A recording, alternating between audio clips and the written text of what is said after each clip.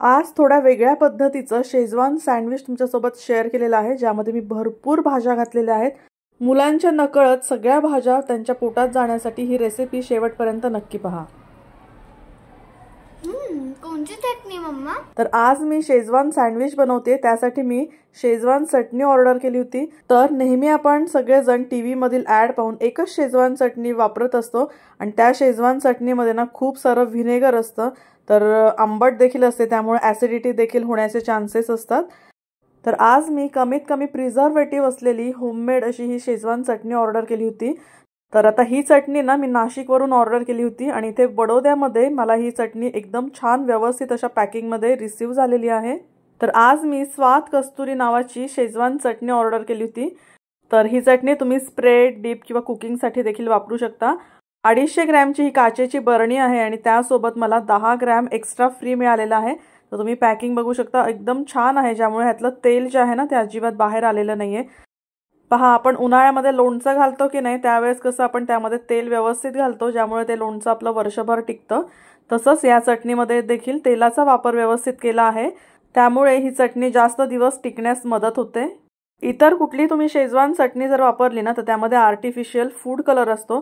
तर या चटणीचा तुम्ही रंग बघू शकता, अजिबात कुठलाही फूड कलर यामध्ये वापरलेला नाहीये, जी लहान मुलांसाठी देखील अगदी सेफ आहे. आणि आभाला ना शेजवान चटणी प्रचंड आवडते, ती अगदी पोळीसोबत देखील ही शेजवान चटणी खाते. तर त्यासाठी म्हणून ही नॅचरल अशी होममेड मी ही शेजवान चटणी मागवली होती. तर चला आज त्यापासूनच ना अगदी 5 मिनिटात तयार होणारं शेजवान सँडविच कसं करायचं ते पाहूया. तर इथे मी ब्रेडचे 2 स्लाइस घेतले आहे आणि शेजवान चटणीमधलं एक्सेस ऑइल जे आहे ते सगळं आपल्याला निथळून घ्यायचं आहे. आणि ही चटणी आपल्याला ब्रेडच्या कडेपर्यंत व्यवस्थित स्प्रेड करून घ्यायची आहे, जेणेकरून सँडविचच्या प्रत्येक बाईटमध्ये आपल्याला ह्या चटणीचा स्वाद येईल.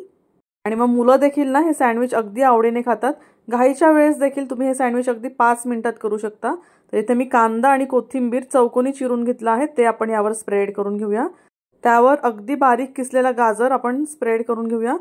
इथे मी कुठल्याही भाज्यांना मीठ किंवा कुठलंही सीझनिंग वापरलेलं नाहीये, अगदी जसे आपण कट करून किंवा किसून घेतो ना त्याच पद्धतीने घेतलेले आहेत. यामध्ये घालूया भरपूर अशी हिरवी कांद्याची पात.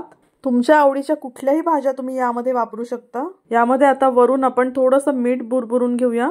बारीक चिरलेला कोबी आणि सिमला मिरची देखील यामध्ये तुम्ही वापरू शकता, पण आज माझ्याकडे नव्हतं म्हणून मी ते वापरलेलं नाहीये. तर हे सँडविच तुम्ही असंच तव्यावर ग्रिल देखील करून घेऊ शकता.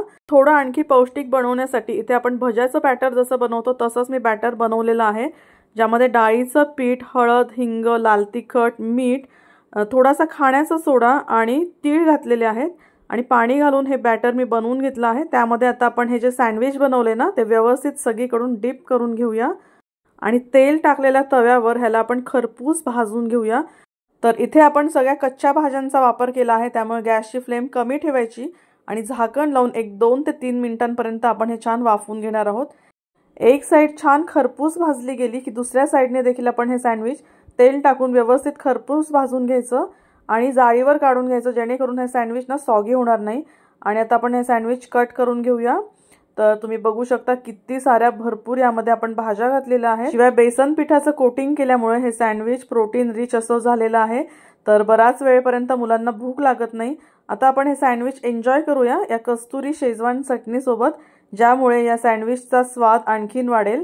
चायनीज रेसिपीज तर आपण या शेजवान चटणीपासून बनवू शकतो. सोबतच आपण बेसन पोळा, धिरडे, डोसा, इडली, वेगवेगळे पराठे, सँडविच, फ्रँकी आणि अशा अनेक पदार्थांसोबत आपण ही चटणी एन्जॉय करू शकतो. तर आता ही चटणी तुम्ही अगदी घर बसल्या ऑर्डर करू शकता आणि ह्याचा आस्वाद घेऊ शकता. तर तुम्हाला जर ही होममेड शेजवान चटणी ऑर्डर करायची असेल तर स्क्रीनवर मी व्हॉट्सॲप नंबर शेअर केलेला आहे, तिथून तुम्ही ही चटणी ऑर्डर करू शकता. डिस्क्रिप्शन बॉक्समध्ये देखील मी त्यांचा कॉन्टॅक्ट नंबर आणि ॲड्रेस शेअर केलेला आहे, तर एकदा नक्की चेक करा. तर बघा, भरपूर भाज्या घालून आज मी हे सँडविच बनवलं होतं आणि शेजवान चटणीचा स्वाद इतका सुंदर आहे ना की यामध्ये मी दुसरा कुठलाही मसाला वापरलेला नाहीये, फक्त भाज्यांवर थोड्याशा मिठाचा वापर मी यामध्ये केला होता. तर लहान मुलं जर घरात असतील किंवा हॉस्टेलवर राहणाऱ्या मुलांसाठी ना ही रेसिपी अगदी साधी, सोपी आणि झटपट अशी होणारी आहे, शिवाय हेल्दी देखील आहे. कोणती चटणी मम्मा? शेजवान चटणी. याचा टेस्ट अलग आहे आणि दिसते पण अलग. कशी आहे टेस्ट? चांगली आहे. आपण नेहमी वापरतो ती चांगली का ही चांगली आहे? ही चांगली आहे. ही आवडली ना? ही होममेड आहे बघ. कस्तुरी हॅपी इन होममेड.